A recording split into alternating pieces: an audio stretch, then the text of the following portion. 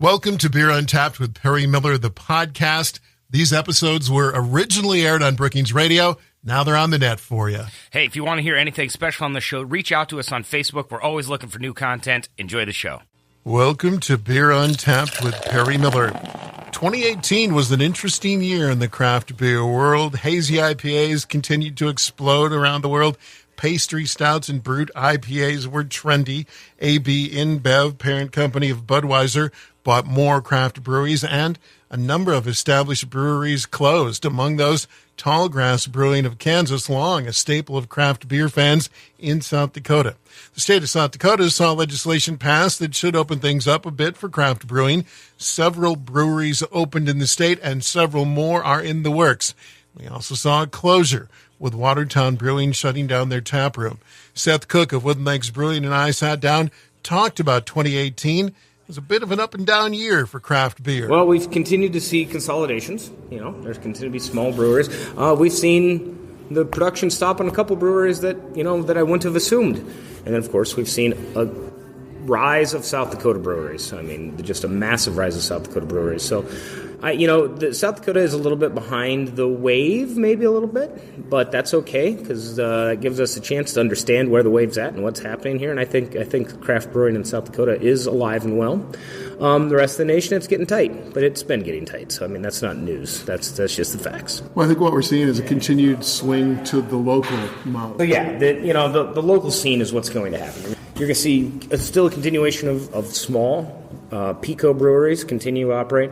I think the brew pubs that are operating have become destinations, not just for the beer, but I think there's a cultural and an atmosphere thing that has come up. They're usually places that you can bring families, people play games, there's usually some good grub. It's more of the pub of old, I think. I think a lot of people see brew pubs as something beyond just a bar, and I think that will continue to happen. I think people still need a sense of space, a place to belong and hang out and meet friends and bring family, and I think the brew pub model fits that really accurately. I think you hinted at it. South Dakota still has room to grow, mainly because so few South Dakotans yet drink craft beer.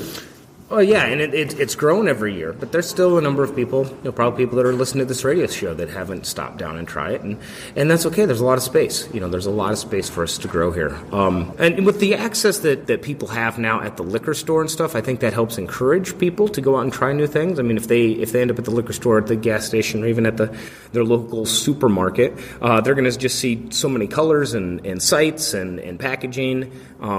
They won't be able to avoid the fact that there's hundreds and hundreds of beer styles now. And I think once people try that and understand that, it's a pretty straightforward transition for them to say, well, what do we got around here? Part 2 of our discussion on 2018 when Beer Untapped continues.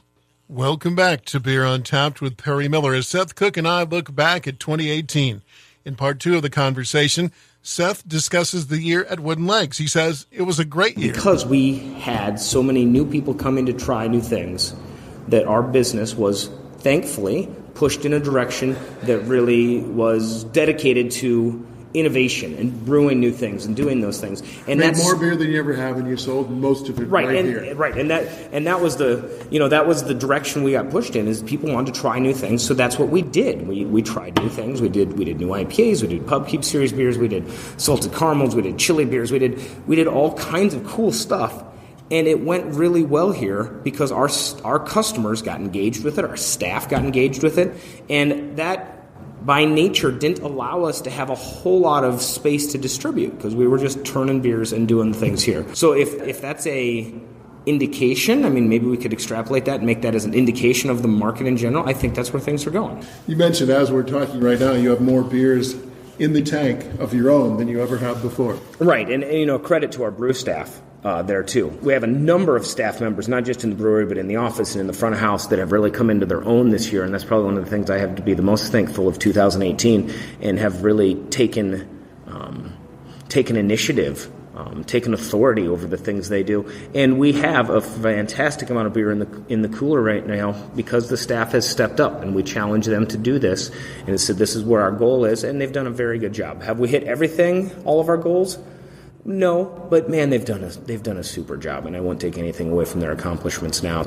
2018, I probably would say, is a year of great staff, and we always have had good staff here. They've always had great staff here, but 2018, we've been exceptionally blessed with folks that have got into it and bought into it. And none of this we would do is possible without that. So that's probably the next transition into 2019 is to build upon that. There's room to grow for each of these staff members. I think 2019 we're going to see more events. We're going to see more new beers, and I think we're going to see more of the things that people have come to love here. It's because we've got some really good staff members that are ready to go out and really plant a flag and say this is our brewery too. That's it for this week's show. Until next time, Happy New Year, and remember, drink local and drink responsibly.